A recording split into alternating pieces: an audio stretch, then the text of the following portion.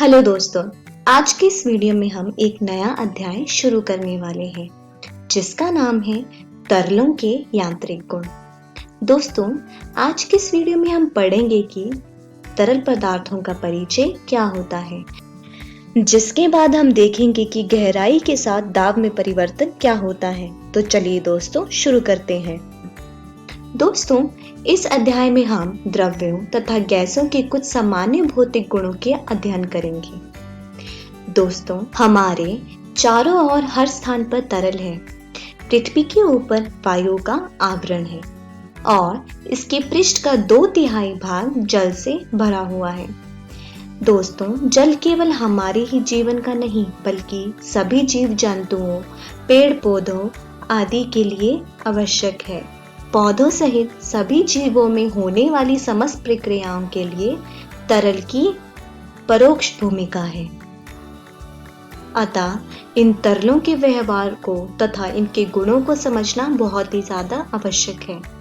दोस्तों, द्रव तथा गैस प्रभावित होती हैं, अतः इन दोनों को ही हम तरल कहते हैं।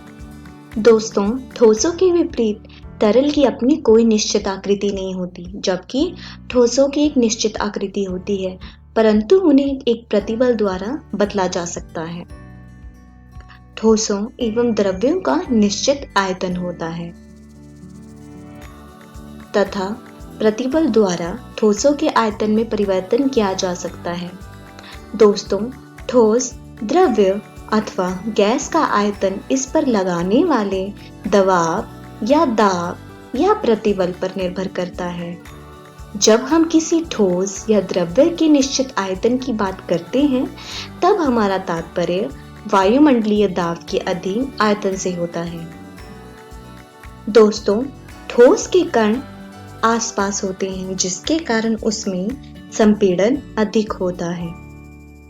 गैसों की अपेक्षा में ठोस एवं द्रव्यों की संपीड़ता काफी कम होती है। दोस्तों, तरल पदार्थों का मूल गुण यह होता है कि वे विरूपण प्रतिबल का बहुत ही न्यून प्रतिरोध करते हैं।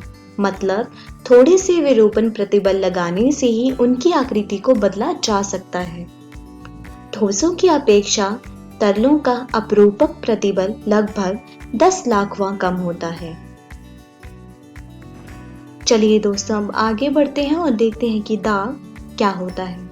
दोस्तों, हम अपनी रोजमर्रा की दुनिया में ऐसी बहुत सी चीजों को अनुभव करते हैं जिसमें दबाव के कारण होने वाली गतिविधियां शामिल होती हैं।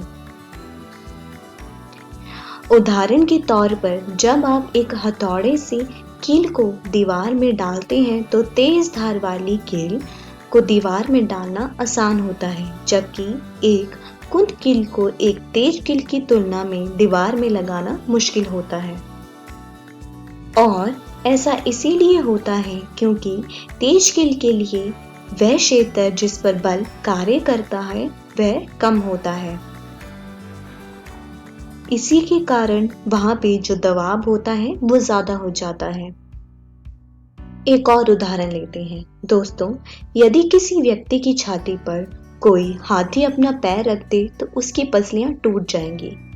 सर्कस में ये करतब दिखाने वाले की छाती पर मजबूत लकड़ी का तख्ता रखा जाता है, अतः वह इस दुर्घटना से बच सकता है। अतः इन सब चीजों से हम ये जान सकते हैं कि बल के साथ साथ जिस क्षेत्र पर वह बल आरोपित किया जाता है उसका क्षेत्रफल भी बहुत ही महत्वपूर्ण होता है। मतलब, वह क्षेत्र जिस पर बल कार्य कर रहा है जितना छोटा होगा उसका प्रतिघात उतना ही अधिक होगा और यही प्रतिघात दाब कहलाता है। दोस्तों, जब कोई पिंड किसी शांत तरल में डूबा हुआ होता है तो तरल उस पिंड पर बल आरोपित करता है और वो हमेशा ही उस बल की दिशा में लंबवत होता है।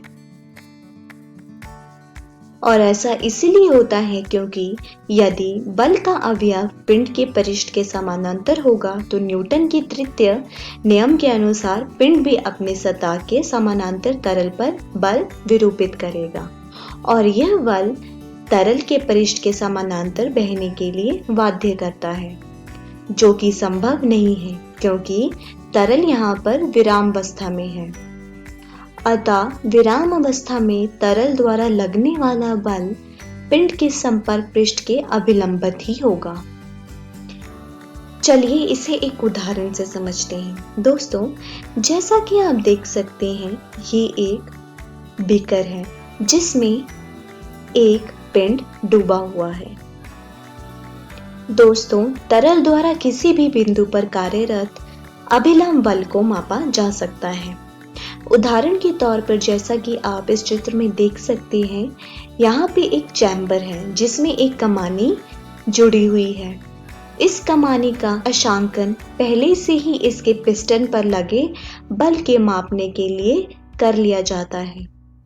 इस युक्ति को तरल के अंदर के किसी बिंदु पर रखा जाता है।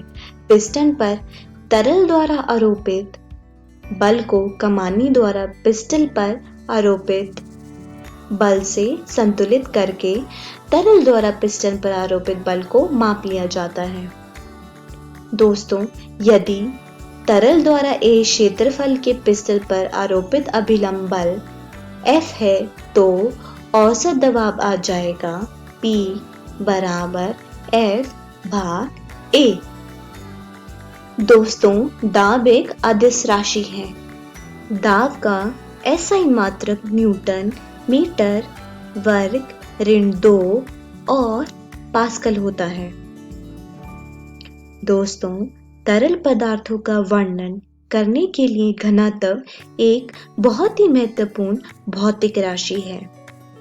पदार्थ का घनत्व हमें इस दिशा की ओर दर्शाता है कि पदार्थ कितना भारी है या कम भारी है।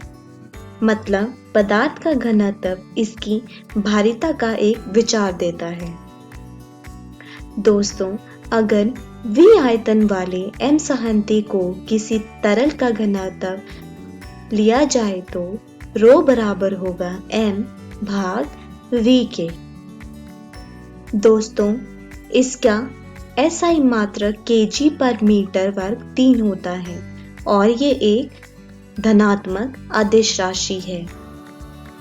गैसें दाब में परिवर्तन के साथ घनत्व में अत्यधिक परिवर्तन दर्शाती हैं, जबकि द्रव का घनत्व सभी दाबों पर लगभग अचर रहता है।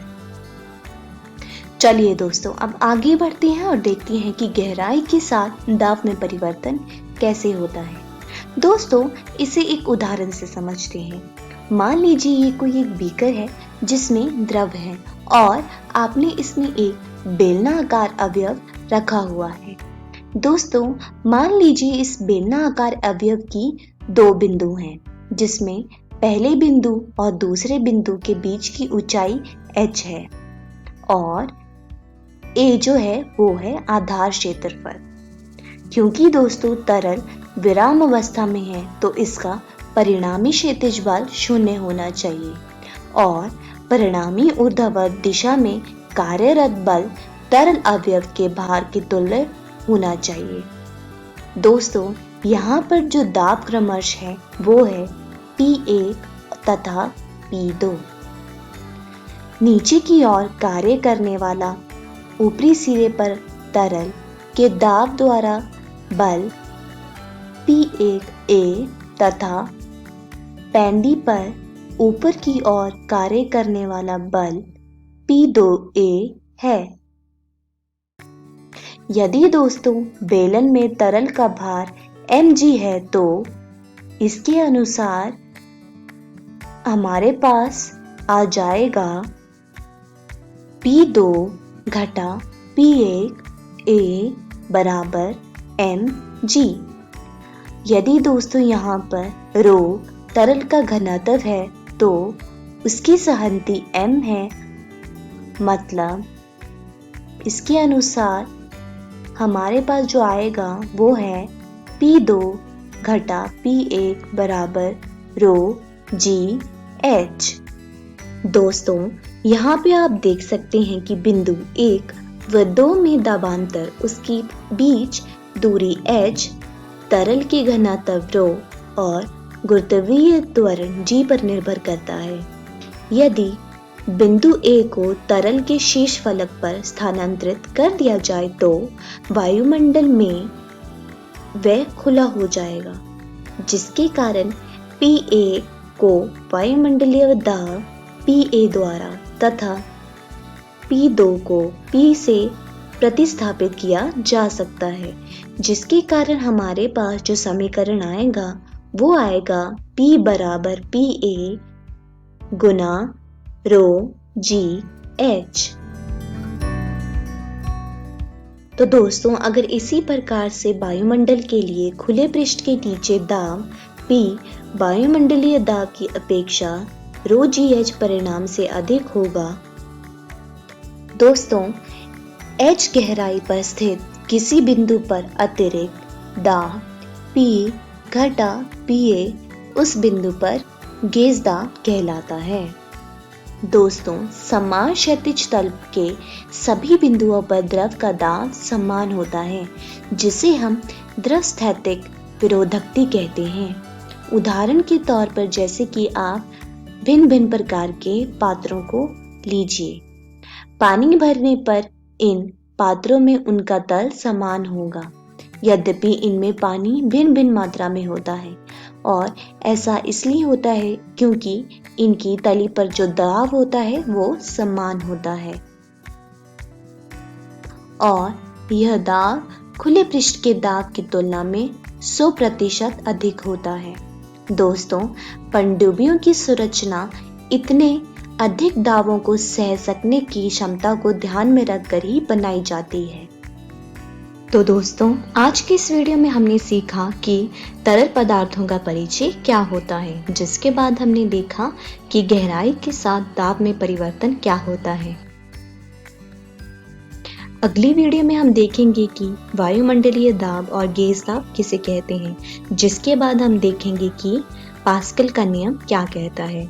दोस्तों, मैं आशा करती हूँ आपको ये वीडियो समझ आया होगा। तब तक आप अपनी पाठ्य पुस्तक से इन सारे विषयों को दोहराने की कोशिश कीजिएगा। धन्यवाद।